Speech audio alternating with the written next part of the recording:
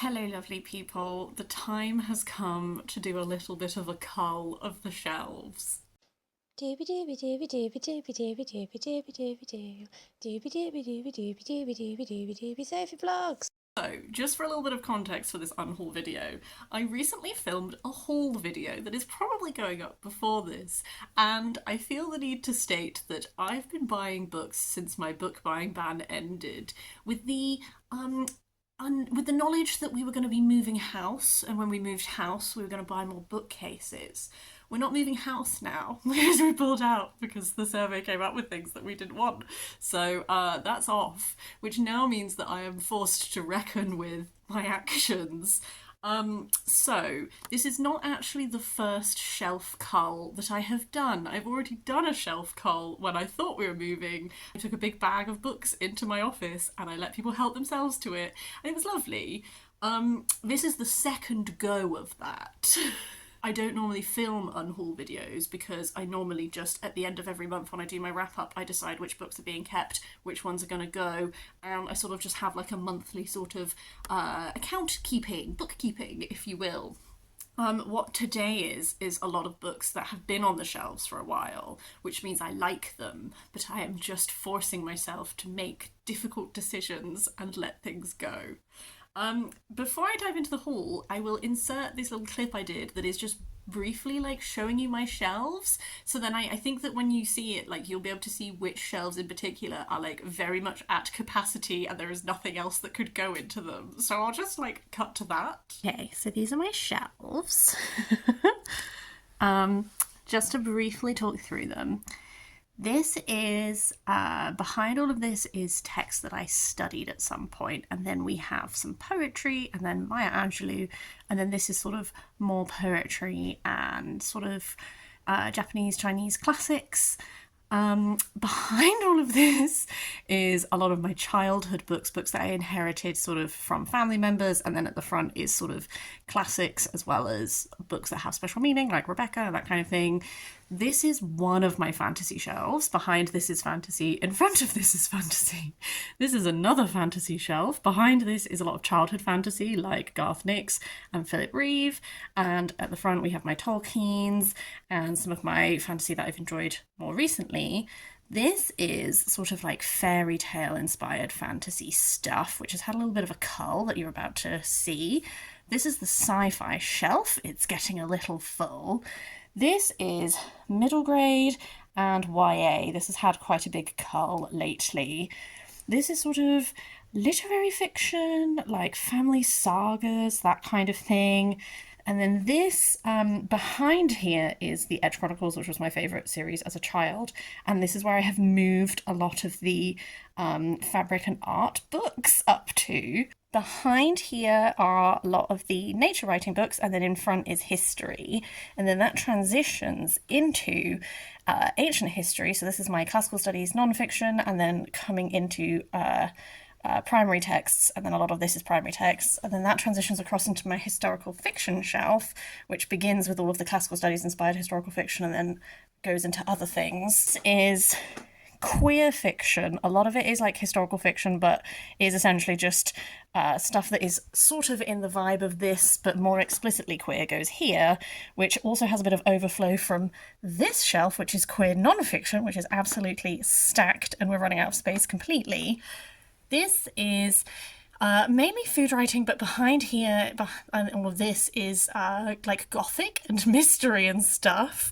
This is the arty stuff that until recently had all of the stuff that is up there on it, but has had a cull because I have had some big arty books arrive in my life, so this space is going to need to be used. This is myths and legends, and then this is primarily graphic novels, but a little bit of overflow too. And then to the side of all of that, this is really untidy because I didn't think I was going to record this video today.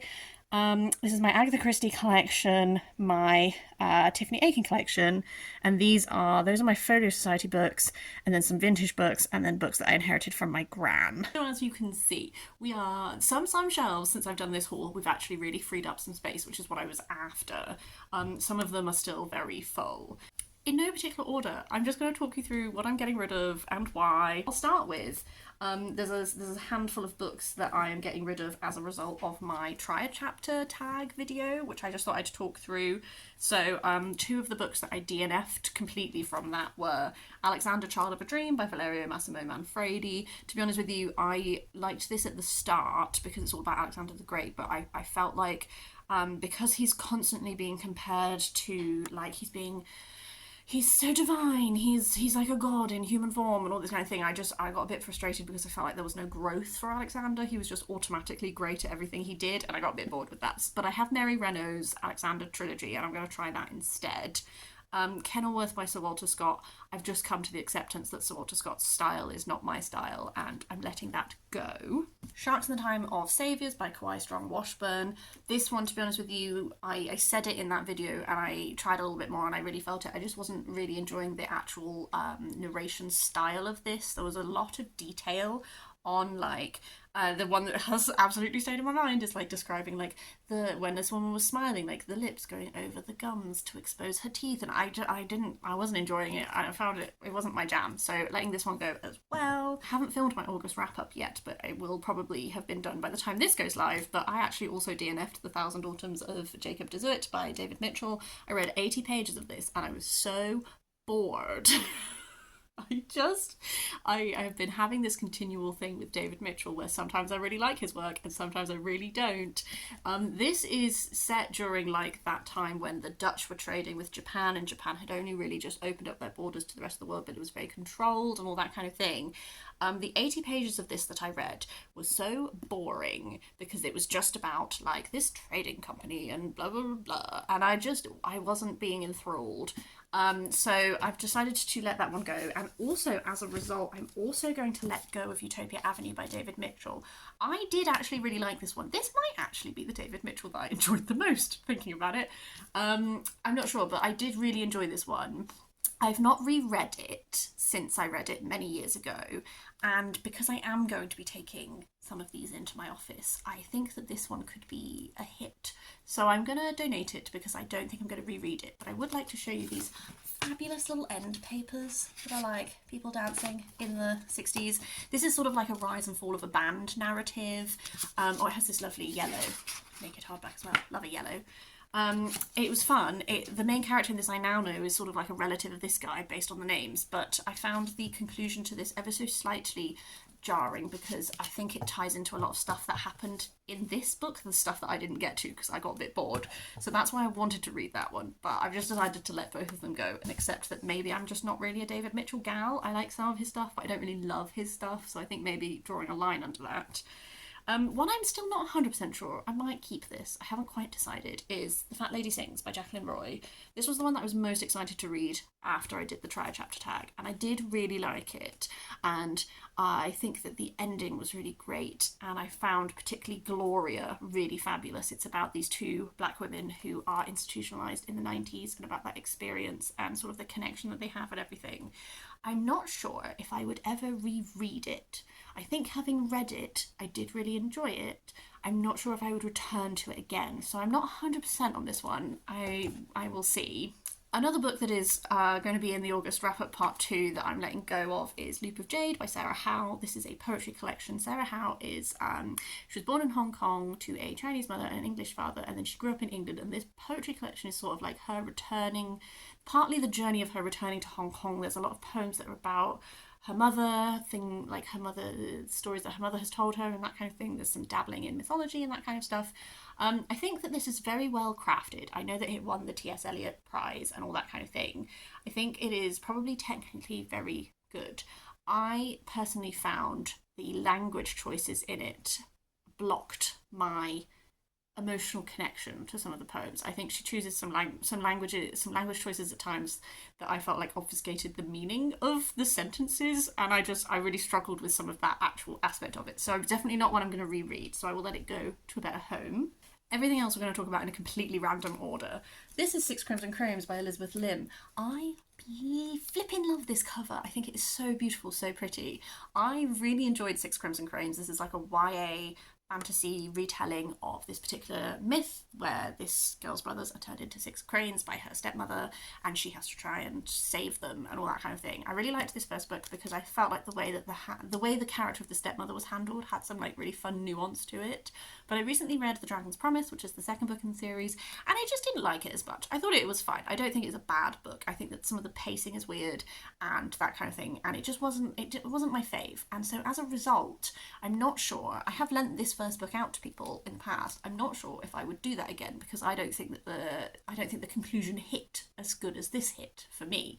So I'm thinking I might just let it go, although I do think that this artwork is stunning. I'm letting go of Ovid Metamorphosed, which is edited by Philip Terry. This is a collection of short stories that are inspired by Ovid's Metamorphoses. I've kept it for a really long time because I really like myth retellings and that kind of thing. However, I think I gave this collection 3 stars overall, and I can see that I turned down the corner of 3 short stories, which means that 3 stories in this I really liked, but 3 out of at least 10 to 15 is not the best hit ratio. So, and I've not reread it in about like 8 years. So I think I'm gonna let this one go. 2 books that I tried to start and then I just wasn't really feeling are A City of Tears by Kate Mosse. I don't know why. Sometimes I love dripping into a Kate Mosse and sometimes I don't. I'm having a bit of a block about this one. Maybe I don't remember the first book in the series well enough. Perhaps that is the problem. This is like picking up with the Wars of Religion in France and sort of continuing the story that began in The Burning Chambers.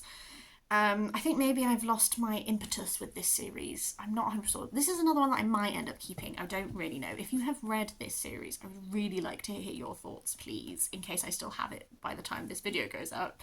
I'm also letting go of Jane Austen at Home by Lucy Worsley. I went through a phase of really enjoying Lucy Worsley's things, and I do still. My main Lucy Worsley niggle is that whenever she writes a book on a topic, she spoils every single book that she talks about. She just gives you all of the plot, and I don't like that. And that's why I have her Agatha Christie book to read on my Kindle, and I'm just never touching it because I need to read all the Agatha Christie books before I start reading it because I don't know which one she's going to spoil. That was not my problem with this because I know I've read nearly all of the Jane Austens, and the ones that I haven't, I do actually already know the plot. I felt like there was quite a lot of supposition in this, whereby Lucy Worsley was taking her interpretations of Jane's fiction and using it to make like statements about Jane's actual life and actual beliefs. And I think that that's always a little tricky when it comes to like a fiction writer. So I just wasn't super into it, so I'm letting it go. The book I did really like is Malamander. This is by Thomas Taylor. This is an arc that I got sent to my work years and years ago, so I'm definitely going to take this one onto my office because I've got a lot of people with, I work with a lot of people with kids, and I think that some of them would be the perfect audience for this, so I'm not going to sell this one, I'm going to give it to someone else. It's a very sweet and fun middle grade that is like set in this town of Erie-on-Sea, and there's this creature called the Malamander, and it's adorable and lovely. I'm moving away from reading middle grade and also YA at the edges. Depends very much. I'm moving away from owning a lot of middle grade and YA. It's really, I'm 31. I have no children. Like, I firmly, passionately believe in reading children's literature as an adult. I think it brings you so much. However, I don't find that I reread that much children's literature that is not classics from my childhood. As such, I'm trying to let go of more of these and give them specifically to people in my life who have kids that are the age that I think would really benefit from reading these. You know, sometimes getting rid of things is not about, is my life better off not having this? But is this person that I know's life going to be richer if I give them this? And that's kind of what I'm going for with that. And a few of the other books in this, I have people in my life that I think would really enjoy reading them. So I kind of want to pass them along where they'll be more loved. And an interesting little one that is also going to potentially go to someone specific is The Hunting of the Snark by Lewis Carroll. This is a really beautiful edition that I bought when I was in Edinburgh like 15 years ago. It has this really lovely inscription in it that is dated 1945.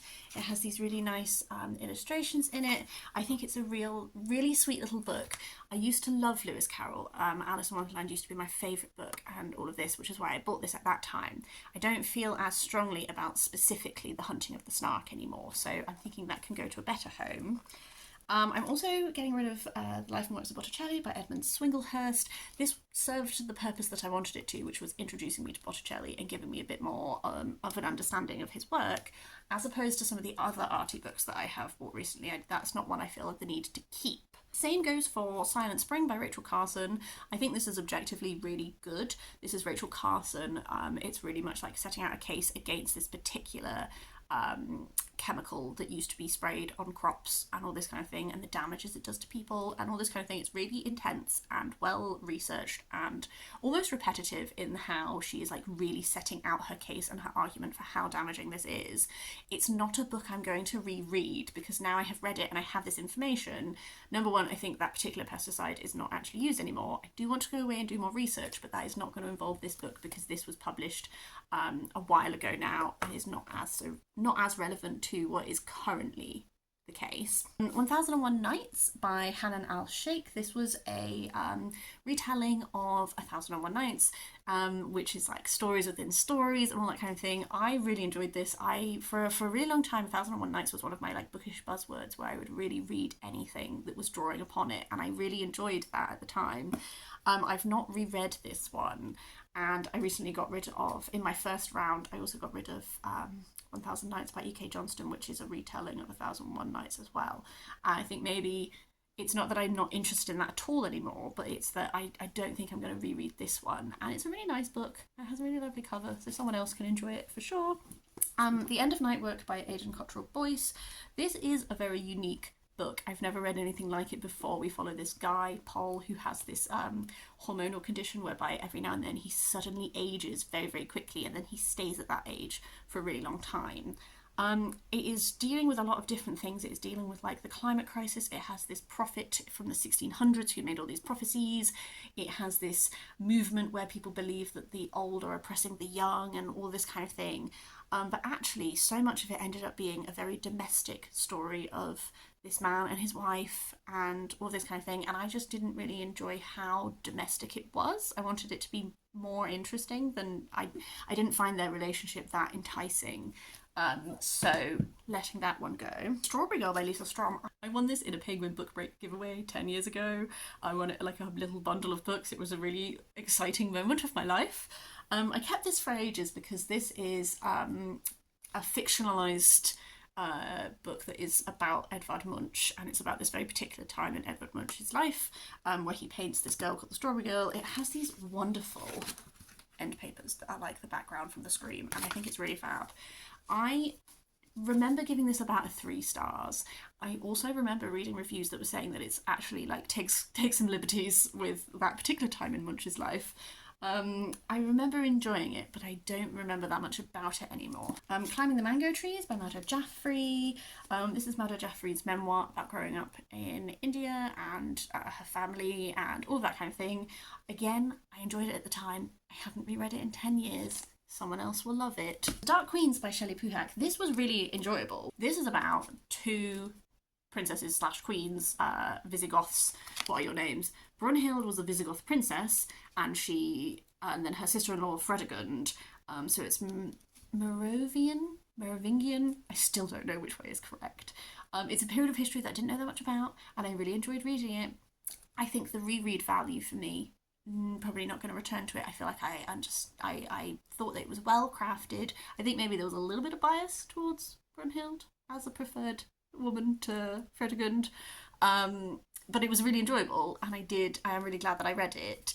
It's probably not one of the history books. I keep history books either because I think I'm going to reread them, or I think I'm likely to lend them out to a lot of people. I don't think I'm likely to lend this one out to a lot of people. I'm also letting go of Bitter Greens by Kate Forsyth. We're just going through the beautiful hardback cover stage of this Unhaul. This I also really liked when I read it. This is a fairy tale retelling, so this is retelling of Rapunzel, which is why it's called Bitter Greens, set during the court of Louis XIV, Sun King of France, which, as we know, is definitely like a buzzword. Like things set in Versailles is like a real buzzword for me too. And it is based on Charlotte Rose de la Force, who was a real teller of fairy tales and all this kind of thing around this time, and Selena Leonelli, who was the actual muse of Titian, and it's great. I remember really liking it. I haven't reread it. I also have, in more recent years, moved away a bit from fairy tale retellings being such a hot topic for me. It's not something that is as much of an instant buy for me as it used to be. So I do think that this is a really good one. If you like them and you're looking for them, I would recommend this one. It was really fun. It's just not a topic that I return to. Although this is also definitely one of the ones that I have a question mark and I might end up keeping. I'm not sure. Gwen and Art Are Not in Love by Lex Croucher. Thank you very much, Mark, for gifting this to me as a present. I fully understand why you did. I enjoyed it. I had a really fun time reading it. It's a real, like, bantery romance that is really queer and all that kind of thing. I don't think I'm going to reread it. And the shelves be at capacity. So we're gonna pass that one along. Maybe I can use this as the moment to talk about the YA and the middle grade that I am letting go of, because these are all the ones which I'm going to potentially hand over directly to people that I work with for their kids. Because I think some of my co-workers are at like that particular age where this will really hit.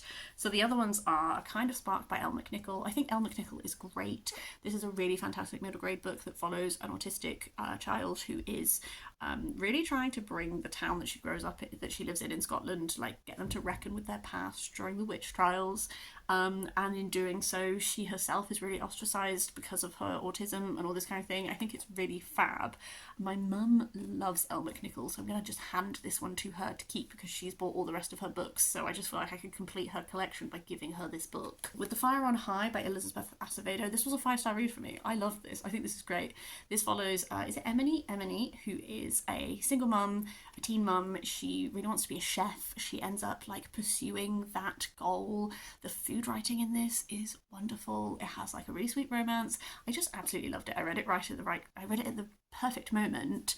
It is merely that, having read the story, I'm not necessarily sure I'm going to return to the story. Some of the teens that I know may well enjoy that.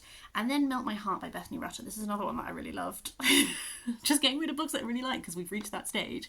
This is a really sweet bisexual romance. She writes these books where you have main characters who are fat, who are like really okay with it, and it's really lovely to read. And I also really enjoyed reading like a bisexual romance because I felt like the teens in this were like very authentically teen for like kids growing up in the UK and that kind of thing. I just really, really enjoyed it. However, there are teens in my life who I think would also really enjoy this, so we're going to let go. We're now in the assorted other phase. I'm getting rid of Days of Blood and Starlight by Laini Taylor because this is the second book in a trilogy, and I have for about 10 years only owned the second book in the trilogy because I read the others on my Kindle, and like I've never bought the other two, therefore I think I should just let the second book go and also buy it on my Kindle, so then I could just, if I want to reread the series at any point, which I haven't done, I could just do it on my Kindle where I own the other two books. Sophie Scholl and the White Rose by Annette Dumbach and Judd Newborn. This is a really important piece of history that I would really encourage you to read about. Sophie Scholl and the White Rose were they were like a resistance movement during Nazi Germany. It was a lot of very young teens who created this group, and this was a really emotional and moving story to read, and I think it's a really great book. I don't think I'm going to reread it, so I'm letting it go, but I would really heartily recommend it. Nine Perfect Strangers by Liane Moriarty. I got this in a work book sale, and it was a fun little ride. I would be interested in reading more Liane Moriarty again. If she's on like, if I like see her at another workbook sale, I would absolutely pick another one up because I had a really fun time.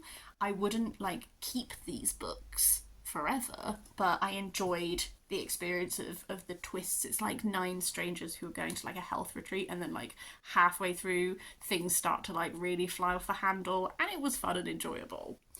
The Hiding Place by Treza Azzopardi. This is a Maltese author that is writing about the Maltese community in Cardiff Bay in the 1960s. I kind of wanted to like this more than I did. I felt like because of the narration, how the narration was done, I felt like a weird little distance from what was happening. It's like definitely dealing with some very like emotional topics. I just felt that because it's being narrated by the girl, one of the people who was a child at the time but in the future, but she's not actually present for everything that's happening, there was just this weird little like distance in the narrative for me. The Outrun by Amy Liptrop is a non-fiction piece of writing. Essentially, she comes to terms with alcoholism and addiction, and a lot of this memoir is about that process. But then she moves back to Orkney, which is where she's from, and sort of being back in this place and connecting with nature and all of that like really helps her heal and like put herself back together again and everything. It's great. The recurring theme of this haul is, have I ever reread it? No. I think the likelihood of rereading it lower, so I'm going to let it go so someone else can love it. Courtiers, The Secret History of the Georgian Court by Lucy Worsley. I just letting go of all my Lucy Worsley. This was a fab introduction to the Georgian court. I think at the point I'm at now, I know all of this quite well. So I don't see myself rereading this. I would see myself buying other books on Georgian history to pursue aspects of it that I don't know as well. But this in itself, as an introduction to who the different Georges are and the relationships and all of that kind of thing, served a really great purpose. Definitely, if you want an intro book, would recommend. It would be Night in Caracas by Karina Sáenz Borgo. This is a Venezuelan author. This is about like this a lot about grief, about this narrator's mother's dying, and then sort of this like breakdown that's happening in Venezuelan society at the time that this is written, and all that kind of thing. This was another one where I thought it was going to be way more like emotional than it was, and actually, again, because of the narration and the fact that the plot doesn't really like go that far, like it doesn't really go to many places, I ended up just like feeling a bit of a distance from it. Penultimately, we have A Hero Born by Jin Yong.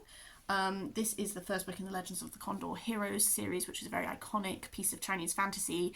I enjoyed reading this for sure. I would potentially be interested in continuing with the rest of this series. I just haven't done it yet. And you know when you're like, either with a series, you have to hit a point where you have to say, I'm going to purposefully buy the other books in the series, or you go, I read the first book and I enjoyed it and I'm leaving it there.